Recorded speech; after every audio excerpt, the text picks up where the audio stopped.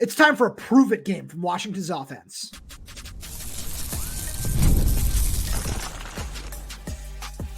You are Locked On Huskies, your daily podcast on the Washington Huskies, part of the Locked On Podcast Network, your team every day.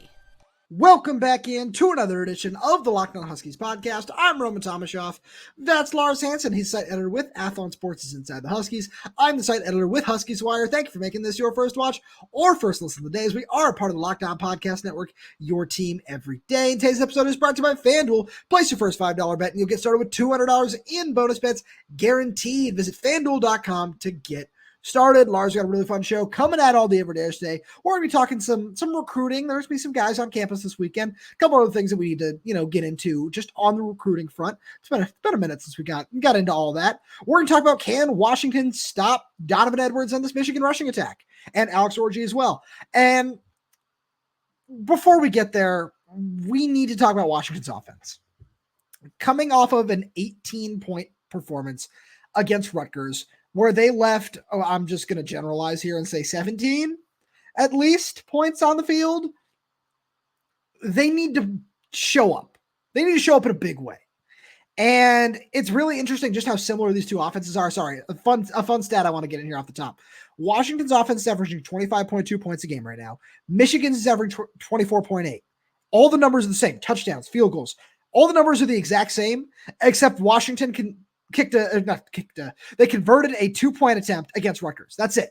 These offenses are very, very similar, but with Washington's ability to throw the ball downfield, which Michigan doesn't do, this needs to be a game where Will Rogers and this passing attack especially really show up.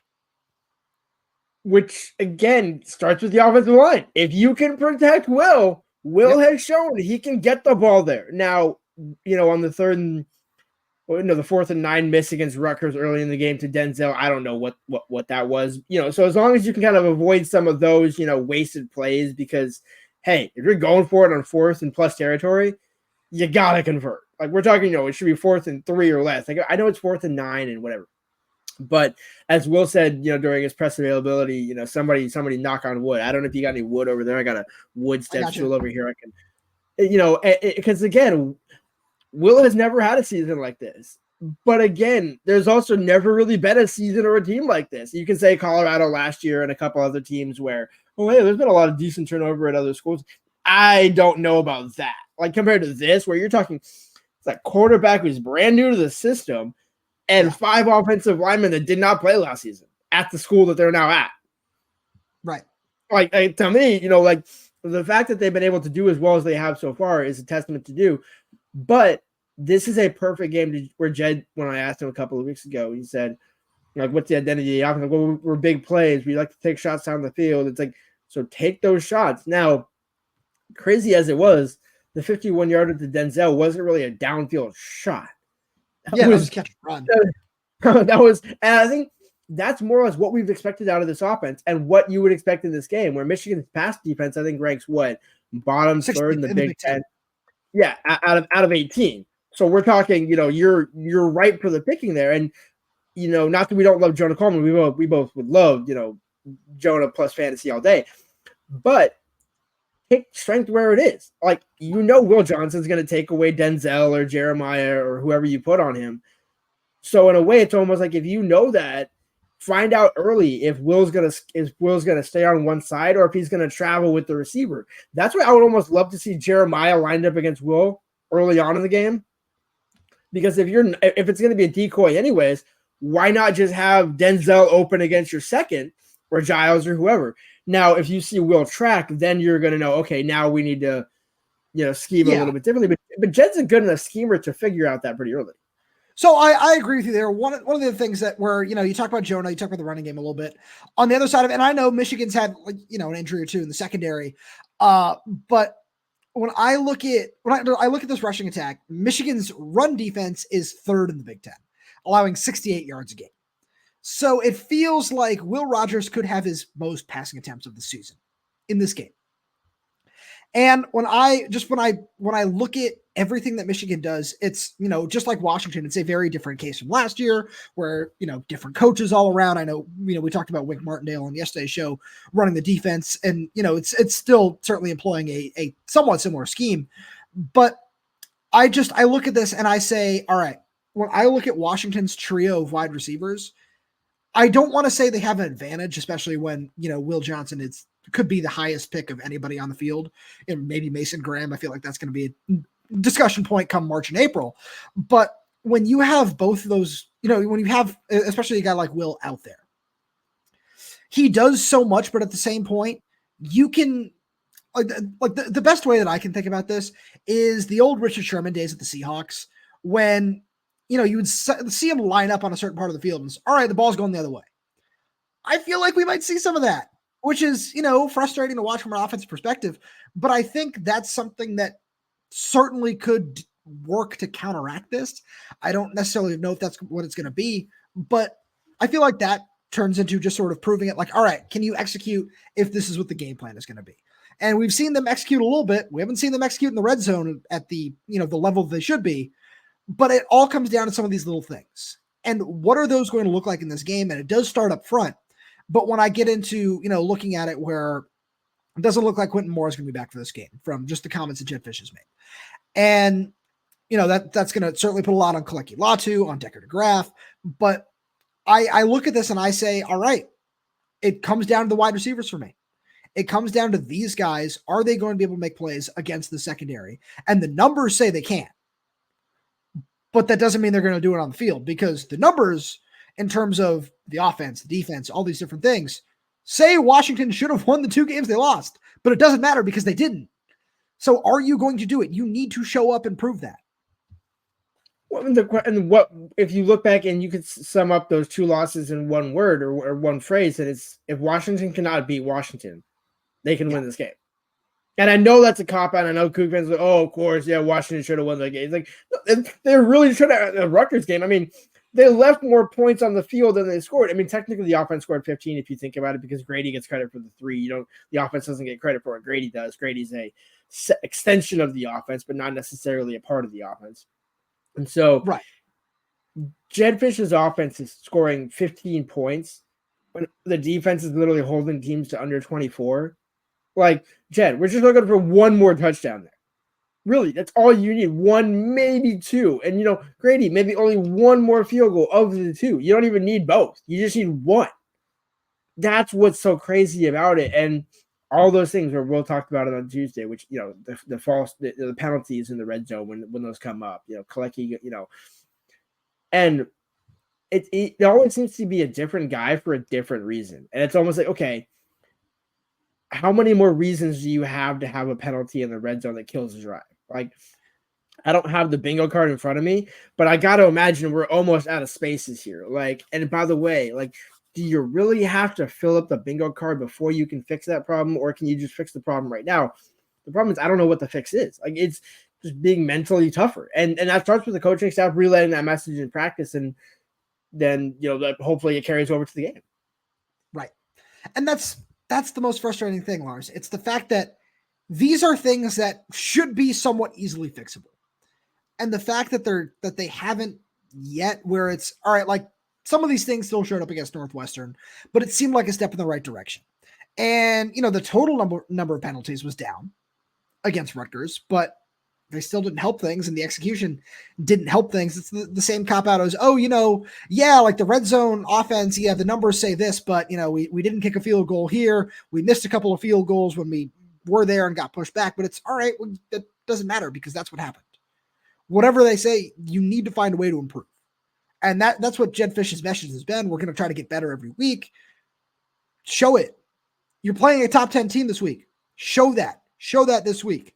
And one of the biggest things that they can do to contain this top 10 team is stopping the run. which we'll get to right after a message from our good friends over at FanDuel. Hey, NFL fans, you can start the season with a big return on FanDuel, America's #1 sportsbook. So when you get a hunch in the middle of the game, you can check out the latest stats, view live play-by-play, and so much more on the same page where you place your bets. You'll get started with $200 in bonus bets guaranteed when you place your first $5 bet. That's FanDuel.com. Got a fun one for you on Thursday Night Football. I like all the Mike Evans overs in this game. I'm a huge Mike Evans fan, and Bucks, Falcons going at it on Thursday night.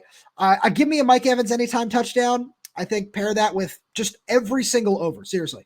I think that, the Falcons have a solid secondary. Shout out Jimmy Lake. We don't need to go too far into that, but solid secondary. But Mike Evans is just Mr. Consistent. I think Chris Godwin gets in the end zone too. I'd check out anytime touchdown odds on both those guys, especially. Lars, Washington needs to stop the run. And did they do a great job of that against Rutgers? No.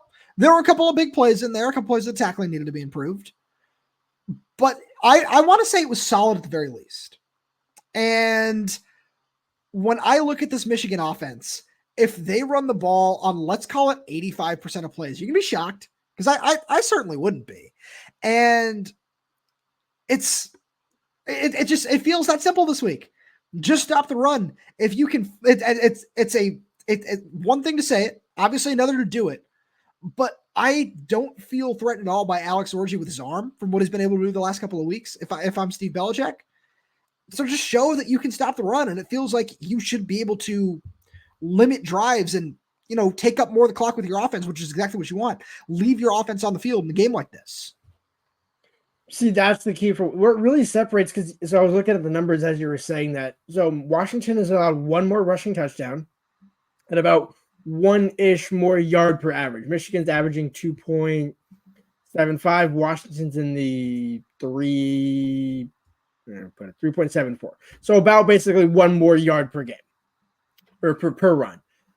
To me, the key there is you're only allowing one more rushing touchdown. So yeah, you're giving up, in total more yards. I think they're around, what's Washington at? I think they're at 600, whereas Michigan's around the 300 or 400s.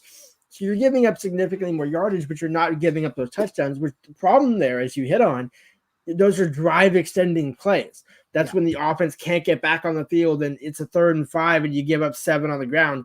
Great. You didn't get burned for 25 or a touchdown, but that's now another 40 plus seconds plus, just give or take another 3 minutes to get the 3rd or 4th down again.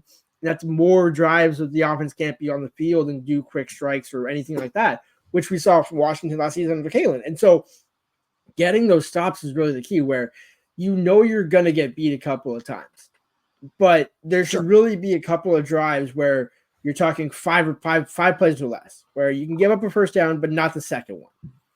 That sort of thing, where, okay, give your defense, give your offense a little bit of breathing room, but not in the sense of we're not expecting you to go 3 and out every single drive. That's just not realistic, because you're going to get burned for some touchdowns. There's going to be touchdowns scored by Michigan in this game.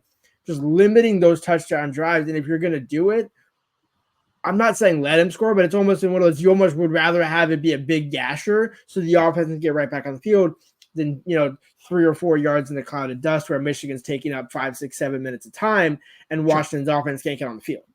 Right. Where part of this is going to come down to defending the read option, which, with Alex Orji, they've done a really good job of just utilizing his legs since he took over as the starter. He is a really talented runner, but when I look at this game, it just comes down to what are you going to do against Donovan Edwards? And I feel like for a lot of the game against Rutgers, they showed a really solid game plan. They came out with some big fronts.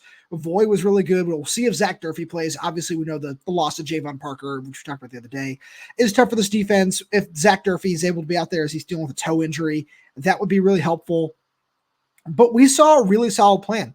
We saw them get off the line really quickly, identify the play, and get into the backfield and almost come around and wrap up the play from behind, which was it was really nice to see that. It was coached really well, and it's the schematic discipline and the wherewithal, the football IQ to make that play was something that we certainly haven't seen in the last couple of years. We hadn't seen nearly anything like that, but just the ability to swarm the line of scrimmage and attack the run is really nice. And we talked about this last week, ad nauseum, in terms of talking about Kyle Monangai and Samuel Brown in terms of, yeah, we know Rutgers wants to run the ball. And we're having the same discussion again. So I feel like the game plan is going to be very similar from Steve Belichick, but it's just a matter of, are you going to be able to execute again? Because, you talk about, it's unfair and basically impossible to ask Washington's defense to be perfect and go 3 and out on every single drive. You're absolutely right. But it almost has felt like if the defense hasn't been perfect, then it doesn't feel like Washington has had nearly as much of a shot, where it's a silly stat. But in games where Washington has given up touchdowns, they are 0-2. They haven't given up a touchdown. They are 3-0. It's silly to say that, but that's where we are. And it's asking a lot of the defense. They've asked so much of the defense, and the defense has come through. The defense is one of the best in the country by most of the numbers, by most of the metrics. But it's just a matter of, are you going to do it again this weekend? Right. And it really starts with, third down defense is kind of one of the things that they've hit on, where if you look at the 2 losses, they were above 30%. I guess in all 3 wins, they were below 24%, if you want to call it that. So really just let's meet them halfway in the middle and say 30%. If you can hold your opposing offense at 30% on third down, you're going to have enough possessions to win the game. It just then gets back. And again, everything gets back to Jedd, where it's like, do you have enough? Now, again, we're talking about the run right now, but can the defense give Jedd enough possessions to where if he has to waste a couple of them, like we know somehow inevitably is going to happen, do you have enough? Like, how many mulligans can you give Jedd? I guess is what we're driving at, where it's like, hey, which shouldn't be a discussion, but you're right, it is. Yeah, I'm sorry, No, I'm just it's called for what it is. Like, we're gonna be real about it. Like, and so and again, Michigan has a good run defense and not a good pass defense, but they have a good overall coach defense, a strong defense. There's a reason why they're top 10 in the country. So they're not their passing offense. But with that being said, Jedd's kind of almost, not gotten his way a little bit, overthought a couple of things, and we're not talking about just one certain play. There's kind of been multiple where you look at some drives and it's like, okay, 3 straight passes, 3 straight runs. How about run, pass, run, pass? Like, it doesn't have to be like, okay, 3 straight passes, 3 straight runs, because then it's like, well, now one of those runs is with Cam Davis, one is with Adam Muhammad, and now all of a sudden we're punting after 3 plays, and it's like, okay, well, that was a wasted drive after the defense just stopped him on a 3 and out. It's like, great, that 1 3 and out was traded for another, and so it comes down to all the pieces are there on offense. Like, that's the thing, and we're talking about negating Michigan's run game and that sort of thing. Like, there's ways in which you can use Jonah and other guys in the backfield to get around that. Similar to what Michigan is going to try and do. When I was on a Michigan show last night, I mentioned Rutgers kind of showed the blueprint where run the ball for the most part, 80-85% of the time, just be adequate enough passing. Yeah. Be better than Jack Lash. Like, that's basically all we're asking for. Be, no shot at Jack, because I think, it's like, what, his second career start or something like that. Yeah. So again, totally understandable, not a shot at Jack, but just if you can be manageable, if you can be any form of passable, you're good. Like, and that's the problem for Washington. Is that's why those third down stops become all the more important, because they've been able to get in 3rd and 5, 6, 7. They did against Rutgers. What happened? Gain of 9, gain of 12. And it's like, okay, like, yeah, you only gave up 21, but sure, we need a little bit more, unfortunately. Like, you look at it, they only had 4 like big plays on the ground in the game, where those are going to happen. Like, that's part of football. Those are things that happen in every game, but you need to find a way to limit that as much as possible, which is something we've seen Donovan Edwards do against Washington. Yeah, very different team, very different defense, but we've seen it happen before. And just the more I look at this, Lars, the more I just think, all right, there's going to be 7, 8 guys in the box on every play. And they say, if they're going to say, if you want to throw the ball, go ahead, throw the ball. But we're not going to see that very often. We're not going to see Michigan drop back and throw. If they are, I honestly might look like a quarterback draw, might look like something like that. But I'm so curious to see what this defensive line is going to look like, because we talked about it the other day. We talked about, all right, Jayvon's done, which is super unfortunate. Bryce Butler, Alinius Davis, maybe Omar Khan, Logan Sagapolu, Jacob Bandas. These are guys who need to step into that role. I wouldn't be surprised if we see some of these edge guys drop into the interior. but we've really got to see what that looks like in this game, and I'm so curious about that. This feels like a game, and I have no sourcing or anything on this, but Russell Davis being upgraded to questionable, that could be another body. Because again, he played at Arizona, and we saw that he looked like he got a little bit bigger at Washington, so maybe he's able to slide a little bit inside or be that third guy in a 5-man front. If he's able to be active again, which I don't know, we don't know if he's going to be active because again, he was questionable over the weekend, so we'll wait and see on that. But if he can also add that, that's a veteran guy that you're now kind of.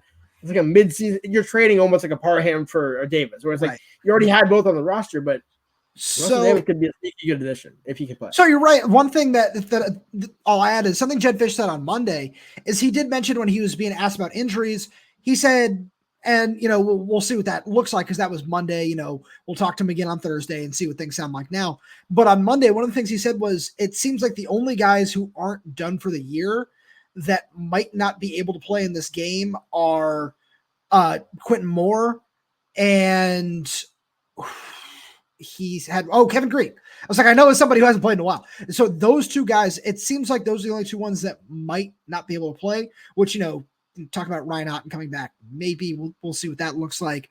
Because I know Jedd said he wants to see him practice, the last time that he had given an update on him. But getting Russell Davis back would be a really nice thing. Getting the rest of the guys back up front would be really helpful. And you're right. It's just, how is that going to work out? What's that rotation going to look like? And that's something we're going to get into more on the Friday show as well. Because Lars, we got some recruitment to talk about.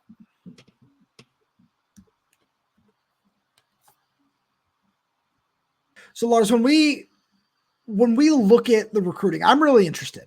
Where I feel like the number one guy we need to talk about in terms of this is Andrew Marsh, where, we know how that went down because we know there are going to be a lot of big time names on campus for this too. We've seen Washington hand out a lot of offers to 2026 prospects throughout the last couple of weeks. And we've seen a lot of guys say, hey, I'm coming. I know there'll be a couple commits that are going to be on campus. Deji Jose being one who said he's going to be there. Wouldn't be surprised if a lot of the local guys make it up for this. Zadrius Rainey Sale, Darius Clemens, Jonathan Epperson, some of those guys as well. But I'm so curious to see what a game like this can do. Because one of the top names who's going to be on campus is a 4-star safety from Mississippi. That's Braylon Womack, who's been to Alabama a couple times in the last month or so. He's got some crystal balls to Notre Dame. But, shout out to Vinny Sunseri. He's getting some of these big names on campus. And it's just getting more of those guys on campus is a really good sign. Obviously, closing them is a whole different discussion. But a game like this, when you think about what, obviously before the coaching change, before everything there, what that Oregon game last year seemed to do for momentum. Where one person you and I have both talked to about it is Dash Beerley, who's here for that game. He said, yeah, that was a game that really left an impact on me. We've heard that from a lot of other guys that were there that day. This is certainly not on the magnitude of what that game was. But a sellout, just they're trying to do a purple out, that sort of thing. That can certainly leave an impression if you can find a way to win this game. So I agree with the principle of I think it's going to be a significant game, obviously with recruiting implications. I joked on the Michigan show last night. I was like, hey, whoever wins this game gets Andrew Marsh's signature. You guys agree with that? You good? So, Sharon and Jedd can agree to that as well, and we'll call it even. But no, the game that it really reminds me of back when Sark was, and I'm not trying to equate Sark to Jedd, but that first victory over USC. At Husky said, when that kind of momentum changing, hey, because this is a top 10 victory. This would be, hey, Jedd gets a top 10 win. And that's why it would be so significant because Jedd has never had a top 10 win. Obviously, he had the, win over Oklahoma in the Alamo Bowl last season. They were ranked 15th, but this would be his biggest win to date as a head coach. You can say what you want to about offensive coordinator, like Belichick won 2 Super Bowls as a DC. It's like, right, but we focused on the head coaching ones where he still won 6 of those himself. So again, you focused on the wins as a head coach. This would be Jedd's biggest win by far. And I think that Oregon game last season, there's that's in a different stratus. Like I appreciate, hey, there's some sentiment to it. Like, hey, this is a big recruiting weekend. It's like, right. Maybe like the Michigan State game, the first Michigan in 22, sure. Where, hey, it's a big signature top 25 win. That kind of energy more so than, because the only thing that is going to come close to Oregon last season is somehow Jedd pulls it off at the end of November in Eugene. That's the only thing that's going to drop that. So with that being said, there's momentum there for guys, and the Paisan is going to close on somebody. It's just a matter of the fact that he's getting all these guys in the boat. Because again, you had Clarity ends up going to Ole Miss. I think there's going to be a lot of wheeling and dealing as signing day gets closer in December. And so having all these other guys come in is like, hey, Washington is clearly a destination for some 4-star safeties. Right. And it's nice. Like, obviously the 26 class is a very long way off. But when I look at, you're right that, especially in terms of these last couple of months before signing day, yeah, we're going to see a lot of things change. That's just how it's starting to go nowadays. But you want to be in the mix. And it's nice to have the class that you do right now. This is a really solid class. I mean, when you look up and down, I don't think there are too many of these guys that you would say, oh, I'm concerned about this person going there or that person, flipping at the last moment. But the way to A, negate that, make sure that doesn't happen, and B, be on the other side of that and say, hey, look at what we're building over here, is to win games like this one and to show the Braylon Womacs of the world. Because I think, obviously safety is position we've talked about a lot on the recruiting trail just in terms of what Vinny Sincere has been able to do, but it goes so far beyond that. And the fact that, these top 25, top 30 kids from all over the country, from Mississippi, from Florida, you got kids in this class from North Dakota. Like, the fact that you're getting kids from all these different corners of the country to come visit is really big, and it's really important to get all these really talented kids, because that's what recruiting is, getting talent. And you need to make sure that you leave an impression on them, because, we've seen all the comments from some fans who've been really disappointed, rightfully so, with the way this season has started.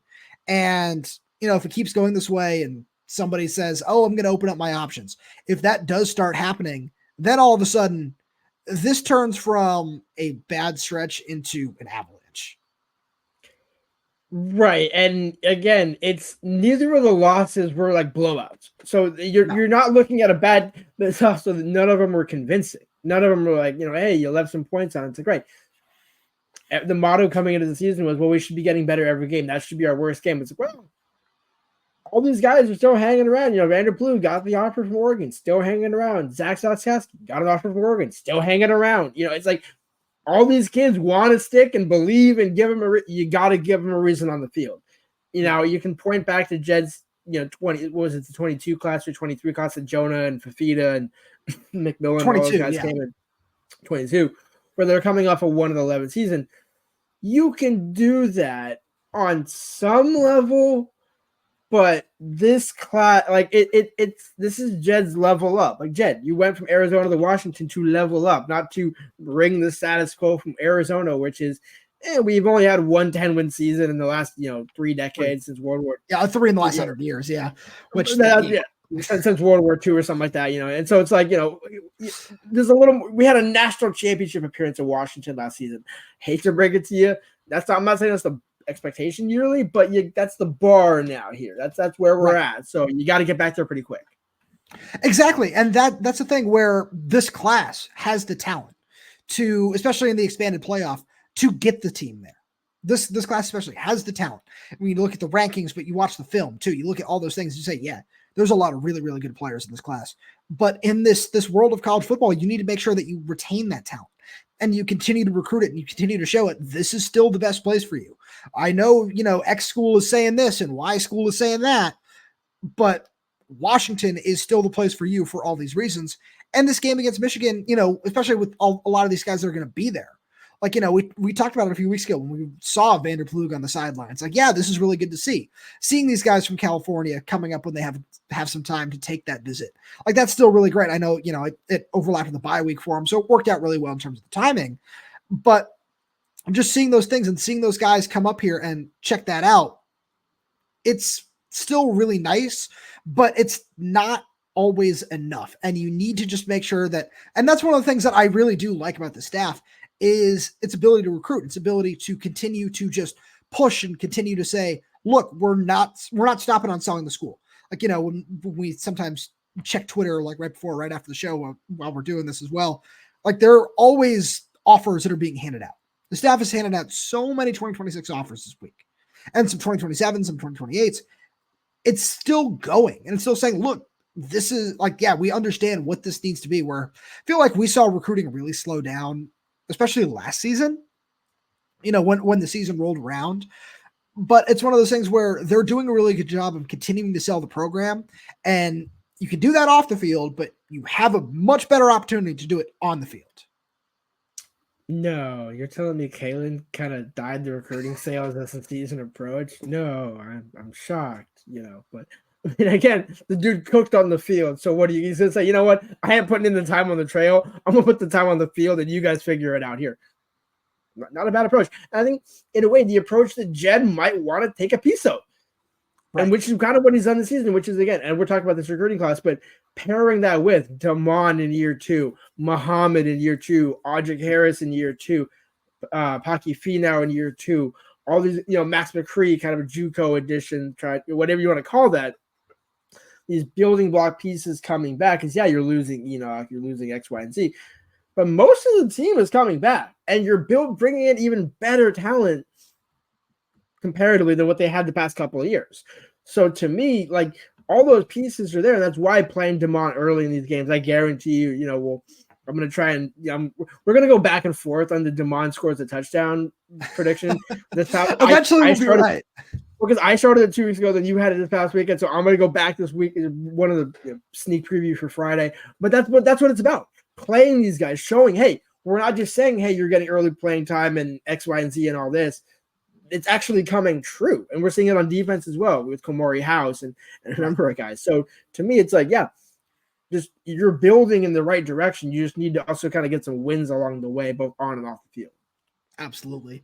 Lars, as always, thank you so much for being here. Thank you to all everydayers for tuning in. And thank you so much for making Locked On Huskies your first listen today. Now for your second listen, check out the Locked On Big Ten podcast. Our guy, Craig Sheeman, who does an excellent job with the Big Ten squad as well, puts the Big Ten first when everyone else overlooks it. Find a Locked On Big Ten on YouTube or else you listen to your podcast.